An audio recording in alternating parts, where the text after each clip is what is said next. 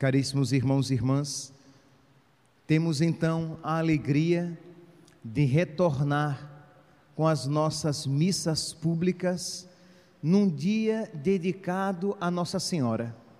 Imagine, nós paramos, as missas públicas cessaram num dia de São José, dia 19 de março, e nós retomamos então, nesse 11 de maio, que eu falava no início da celebração, que é uma data antiga do dia da nossa padroeira, da padroeira do Brasil, porque nem sempre o dia de Nossa Senhora Aparecida foi o dia 12 de outubro. Então, já um dia na nossa história foi o 11 de maio. Pois bem, então eu gostaria de iniciar com essa reabertura das nossas igrejas,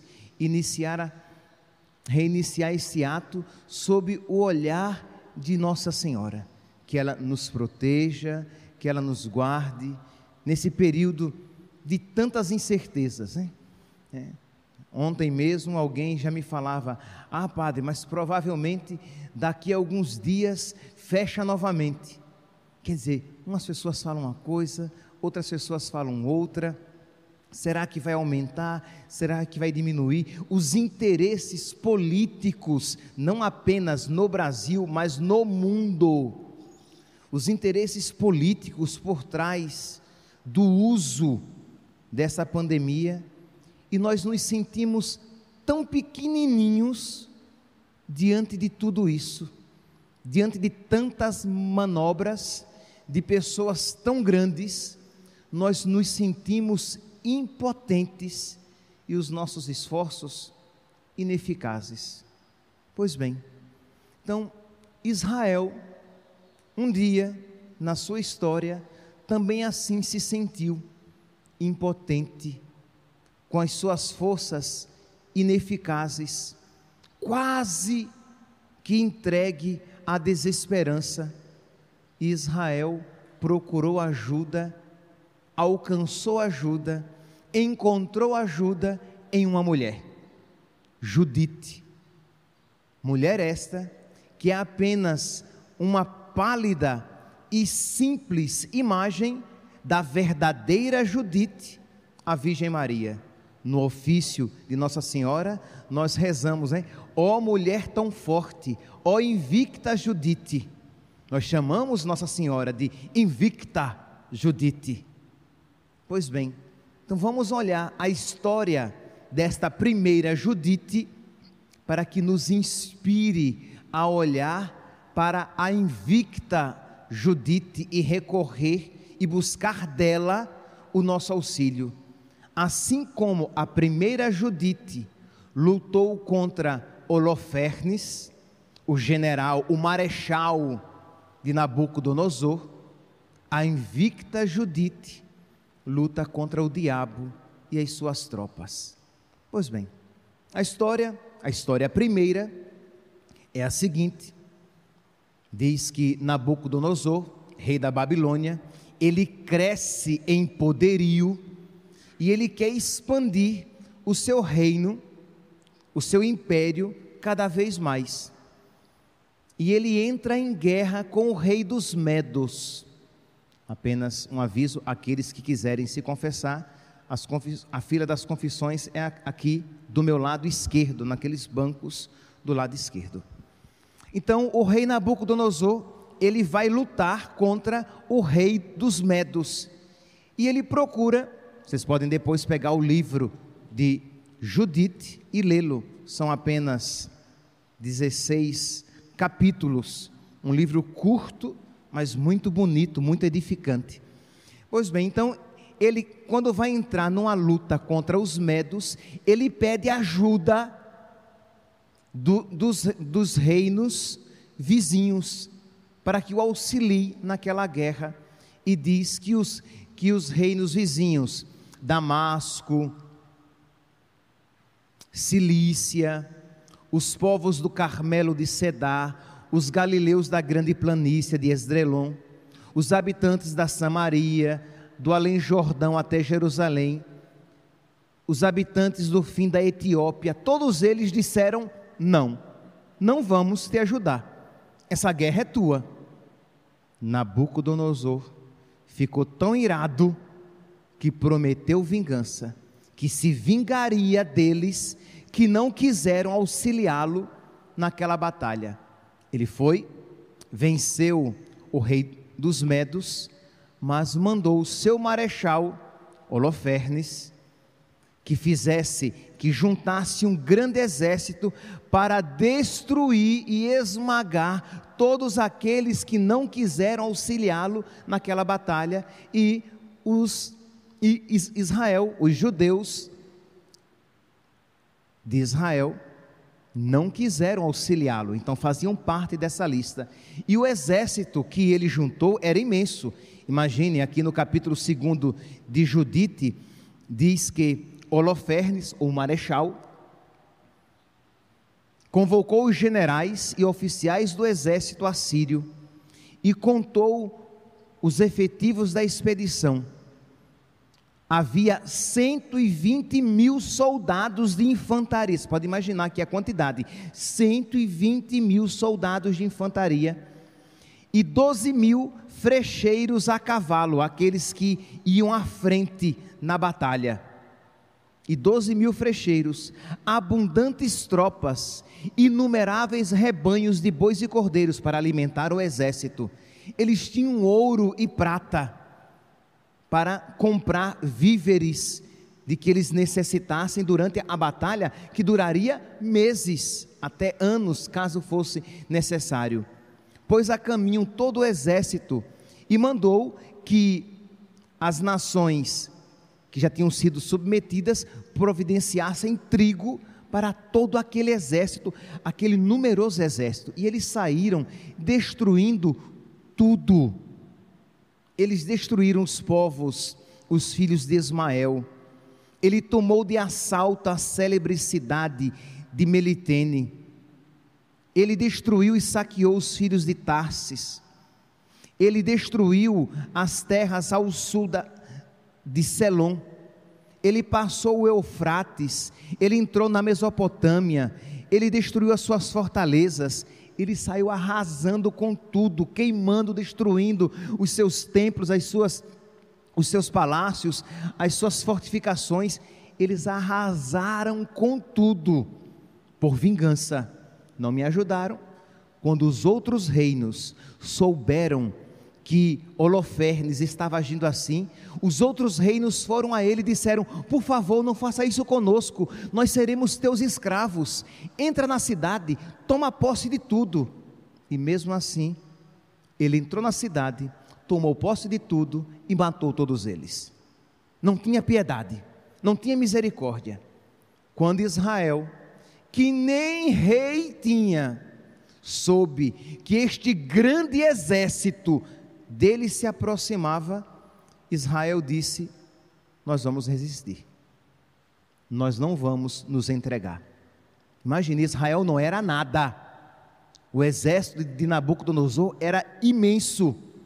Israel disse: nós vamos lutar, nós vamos resistir. Eles foram para as montanhas, se esconderam lá. O exército inimigo se aproximou e tomou conta das fontes e destruiu um aqueduto que levava água para os judeus. Meus irmãos, meses se passaram e os judeus começaram a morrer de fome. As crianças ficaram pele e osso. Os idosos começaram a morrer, porque eles não tinham mais água, a comida que eles tinham já estava acabando, e o exército inimigo estava apenas esperando que eles morressem, que eles desfalecessem, para invadir, matar o resto que existisse e completar a sua vingança. Um chefe de uma das cidades, Osias, foi e disse assim, que o povo desesperado, diz aqui, capítulo 7 de Judite, que diante dessa situação de desespero, de dor, o povo levantou um grande pranto e gritos lancinantes. Imagine aqui o desespero. Lembra um pouco o desespero do povo no deserto contra Moisés, quando faltou comida. E o povo entrou em desespero na dificuldade, meus santos. Se nós não tivermos fé, por isso que a nossa missa é de Nossa Senhora, amparo da fé. Se nós não tivermos fé, nós nos entregamos ao desespero. Diante das dificuldades, nós nos esquecemos de que Deus toma conta de nós, de que Ele é providente. A nossa fé, às vezes, infelizmente, não poucas vezes, é fraca, é pequena, e precisamos pedir a Deus cada vez mais que Ele aumente a nossa fé, que Ele fortifique a nossa fé, que Nossa Senhora, amparo da nossa fé, nos ajude e não nos deixe esquecer de Deus, da sua providência, do seu amparo. Pois bem, mas o povo de Israel começou a se desesperar, começou a se lamentar e disse: vamos nos entregar, e Holofernes, lembre que os padres da igreja sempre leram Holofernes como uma figura do diabo, era aquele que estava destruindo tudo, e o povo no desespero disse: vamos nos unir a ele, e ele terá misericórdia de nós. Mas ele não teria misericórdia nenhuma.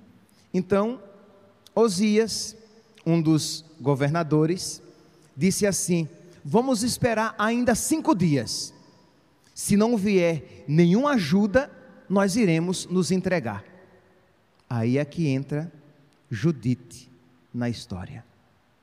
Quando Judite era uma viúva, que há 3 anos o seu marido, uma jovem viúva, cujo marido tinha morrido há 3 anos, era uma mulher muito rica, era uma mulher muito virtuosa e respeitada por todos. Ela tinha feito na sua casa, ela fez a parte de cima como um convento para ela. Ela ali vivia em oração, em jejum, ela jejuava todos os dias, só não no sábado e nos dias solenes, mas ela jejuava todos os dias. Então era uma mulher muito respeitada. Quando ela ouviu dizer que Osias disse que se Deus não fizesse alguma coisa, até 5 dias eles iriam se entregar, ela mandou chamar alguns anciãos e disse, capítulo 8 do livro de Judite: vós impusestes ao Senhor um prazo para que Ele exerça a sua misericórdia, e fixaste um dia, segundo o vosso arbítrio. Isso não se faz. Não é esse o meio para atrair a misericórdia de Deus. Isto é, a gente não fixa, a gente não põe Deus no canto da parede. Olha, Senhor, se o Senhor não fizer alguma coisa daqui a 5 dias, eu chuto o pau da barraca, eu entrego os pontos. Não é assim que se faz com Deus. Toda oração precisa ser humilde, e o que Osias tinha feito tinha desagradado a Deus. Isso não se faz. Meus santos, mesmo no desespero, cuidado, nada de meu Deus, parece que o Senhor não olha para mim, meu Deus, parece que o Senhor se esqueceu de mim, o que foi que eu fiz? Eu joguei pedra na cruz. Cuidado com essas frases que a gente usa e que no fundo são blasfêmias. Nada de deixar que a dificuldade nos faça perder o respeito devido a Deus, a reverência devida a Deus, a oração que devemos dizer, Senhor, mesmo com lágrimas nos olhos, mesmo quando nos falta o necessário. Imagine, o povo estava morrendo de fome, as crianças estavam pele e osso, os idosos estavam morrendo, as pessoas caíam nas praças de fome, porque não tinham mais o que comer. Mas mesmo assim, meus santos, quer dizer, mesmo em meio às dificuldades da nossa vida, precisamos pedir a Deus que nos dê forças, que nos faça humildes e que digamos, Senhor, eu não estou compreendendo muita coisa, mas de uma coisa eu não posso duvidar, do teu amor. E não precisa ser sentido, esta certeza do amor de Deus não precisa ser sentida afetivamente, sensivelmente. é um ato na fé. Eu olho para a cruz e digo: Deus me ama. Mas Senhor, está tão difícil de ver a Tua presença na minha vida. Mas Deus disse: eu estarei convosco todos os dias até o fim dos tempos. Então eu creio, Senhor, na Tua palavra. Eu não creio nos meus sentimentos, eu creio na Tua palavra. Eu não creio nesse aperto do meu coração, eu creio na Tua palavra, no Teu ensinamento. O justo vive da fé, e não dos sentimentos, e não dos seus afetos. Pois bem, então Judite disse assim: isso não está correto. Vamos lá. Roguemos ao Senhor com lágrimas, que Ele nos conceda a sua misericórdia, como e quando lhe aprouver. Que Deus tenha misericórdia de nós, como lhe aprouver e quando lhe aprouver. Deus é soberano, Deus é Deus, e não podemos ter a pretensão de colocar Deus no canto da parede. Nós, por nossa vez, esperamos com humildade a consolação, e Ele vingará o nosso sangue. Ele humilhará toda a nação que se levantar contra nós. E ela começa a dizer: lembrem-se quando os nossos pais foram provados no deserto. Lembrem-se quando o nosso pai Abraão foi provado, tendo que levar o seu filho Isaque ao deserto. Lembrem-se quando os nossos pais Isaque, Jacó e Moisés, como eles agradaram a Deus porque permaneceram fiéis nas muitas tribulações. Versículo 23. Eles agradaram a Deus porque permaneceram fiéis nas muitas tribulações pelas quais eles passaram. Meus santos, já desde o início desta situação, desde o 19 de março, que nós temos repetido aqui, este é um tempo fecundo de crescermos na fé. Este é um tempo fecundo de crescermos no amor à Eucaristia. Este é um tempo fecundo de nós darmos glória a Deus, de nós não nos revoltarmos. Mas Padre, é um tempo de provação, mas Deus concede graças abundantes nas provações. Pois bem, então Judite vai dizendo ao povo: lembrem-se de antigamente, e olhe agora para o seu presente, iluminados pela fé dos nossos pais. Aqueles, porém, que não aceitarem essas provações e se impacientarem, murmurando contra ele, o anjo exterminador os ferirá, como as serpentes. Lembra das serpentes no deserto, quando o povo se impacientou, perdeu a esperança, foram picados por serpentes. Quer dizer, nós não vamos nos impacientar, nós não vamos murmurar, nós não vamos ficar lamentando, nós vamos louvar a Deus por tudo. Dai graças, louvai a Deus em todas as circunstâncias. E o louvor procede da fé, não procede do sentimento. Repito, você não precisa sentir para dizer: louvado seja Senhor, bendito seja Senhor. Tu permites todas as coisas, Senhor, e aquilo que permites é para o nosso bem, é para a nossa purificação, e tudo concorre para o bem daqueles que amam, daqueles que rezam. Bendito sejas, Senhor. Então precisamos louvar na fé. E aí as dificuldades vêm, o dinheiro diminui, a doença nos visita, as dificuldades familiares se fazem presentes, e você faz o quê? Você dobra os seus joelhos e diz: bendito sejas, Senhor. O diabo quer se utilizar disso para que você blasfeme, o diabo quer se utilizar disso para que você perca a sua fé, e você diz: bendito seja, Senhor. Eu não entendo, mas Tu sabes o porquê de todas as coisas. Então, Judite disse: roga, pois, a Deus por nós. Não, aí o povo, vendo essa mulher, aí não, versículo 26 do capítulo 8. Por isso, não irritemos por causa do que sofremos. Não irritemos a Deus por causa do que sofremos. Consideremos que esses tormentos são menos graves do que aqueles que merecemos por causa dos nossos pecados. Judite, capítulo 8, versículo 27. Não nos esqueçamos de que esses tormentos pelos quais passamos são bem menores do que aqueles que merecemos por causa dos nossos pecados. Imagina, essa judia que não conhecia Jesus, tinha uma sabedoria a nos ensinar, a nós que conhecemos Jesus e comungamos o seu corpo e o seu sangue. Isto é, precisamos ser pacientes na provação. Diante de tanta sabedoria, os anciãos de Israel disseram: roga, pois, a Deus por nós, porque és uma mulher santa e piedosa. É claro, meus santos, que mais do que nunca nós ouvimos essa palavra a respeito de Judite, e nós nos voltamos para nossa mãe e dizemos: roga, pois, a Deus por nós, porque és uma mulher santa e piedosa, santíssima e piedosíssima. Não há como, meus santos, nós não, como a igreja sempre pensou, ó mulher tão forte, ó invicta Judite, nós nos voltamos para a nossa mãe. Talvez aqui na gravação as pessoas não consigam ver, eu estou apontando para a imagem de Nossa Senhora que temos aqui na igreja, porque nós ouvimos os feitos de Judite e voltamos os nossos olhos para a verdadeira Judite, a nossa mãe, a nossa verdadeira protetora. Pois bem, então Judite diz assim: eu vou rezar.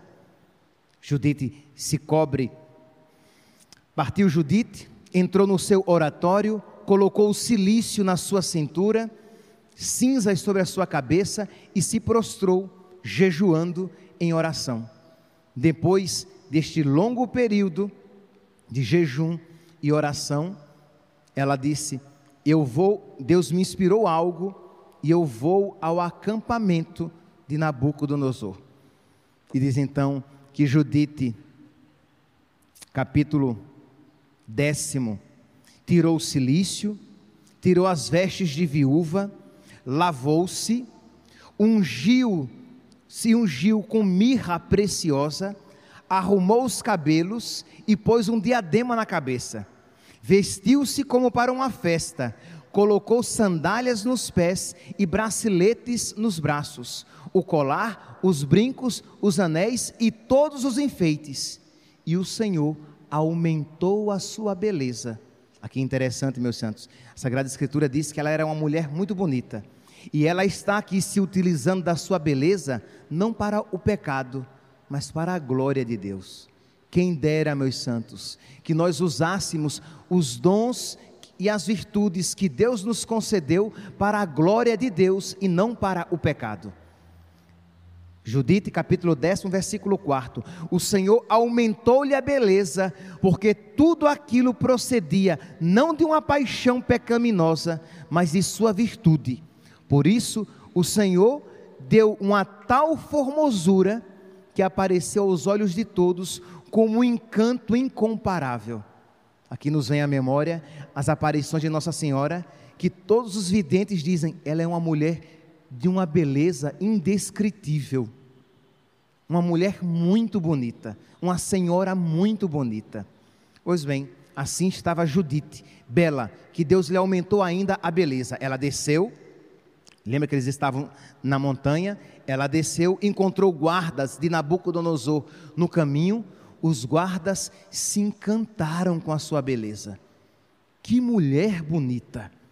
Diz aqui no versículo 14, os homens olhavam para ela, com os olhos deslumbrados de admiração, pela sua grande beleza. Ela foi levada a Holofernes. Holofernes ficou cativado por ela, pela sua beleza, e a acolheu no acampamento. E resumindo aqui a história, porque estou resumindo os 16 capítulos nos nossos minutos de homilia. Holofernes, encantado por ela, ela pediu que fosse acolhida em uma tenda diferente da sua, diferente da tenda de Holofernes. A ela foi dada uma outra tenda, e ela pediu autorização para todas as noites e manhãs ela sair para fazer as suas orações, e Holofernes permitiu.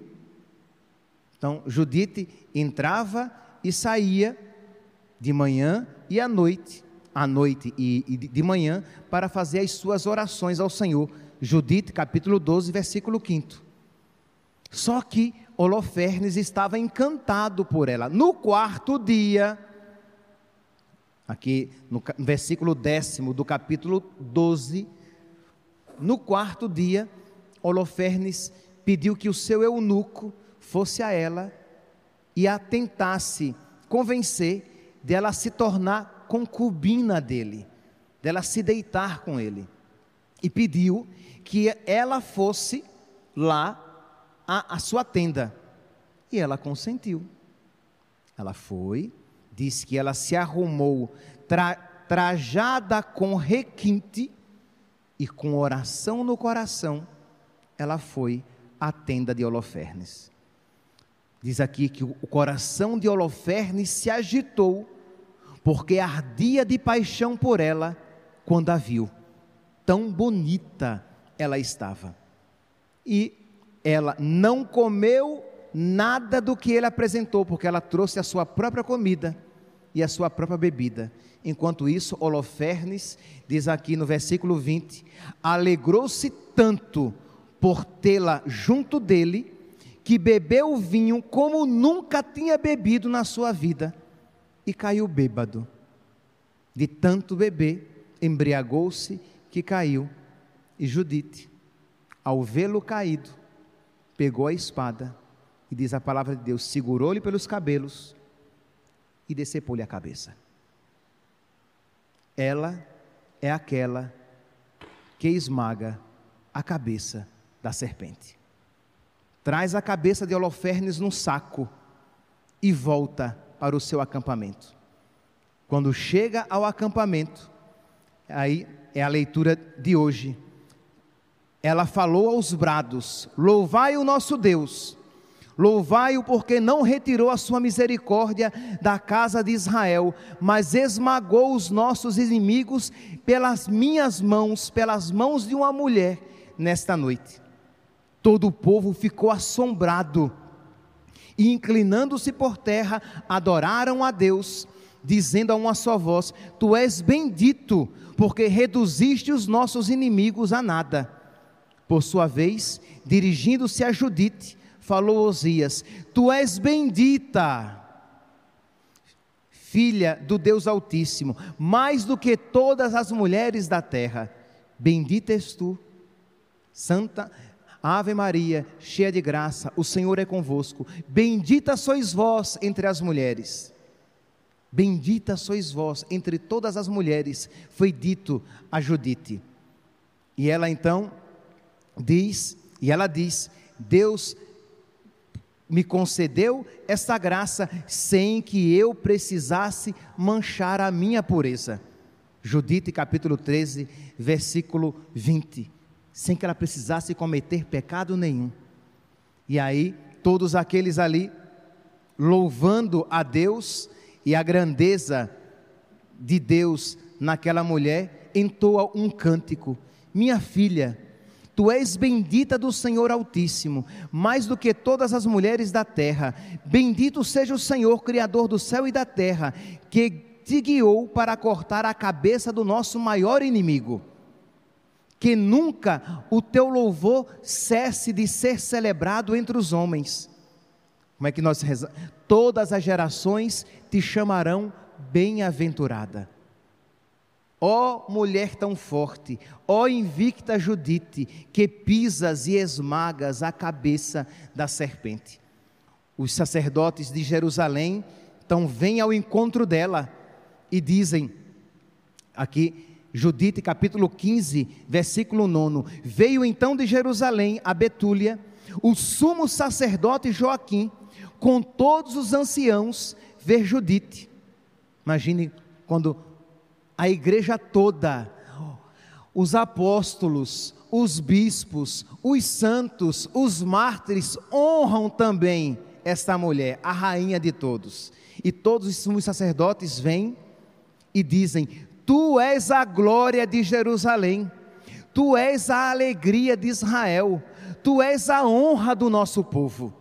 A quem, mais do que a Virgem Maria, estas palavras são devidas. Tu és a glória de Jerusalém, tu és a alegria de Israel, tu és a honra do nosso povo, ó mulher tão forte, ó invicta Judite.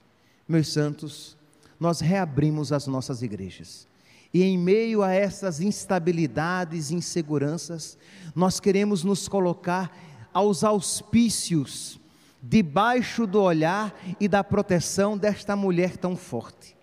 Que ela nos proteja, que ela não permita que o inimigo diga: eu venci.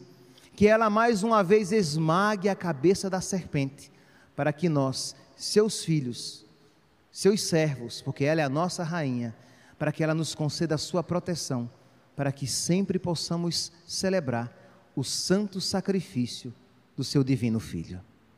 Louvado seja nosso Senhor Jesus Cristo,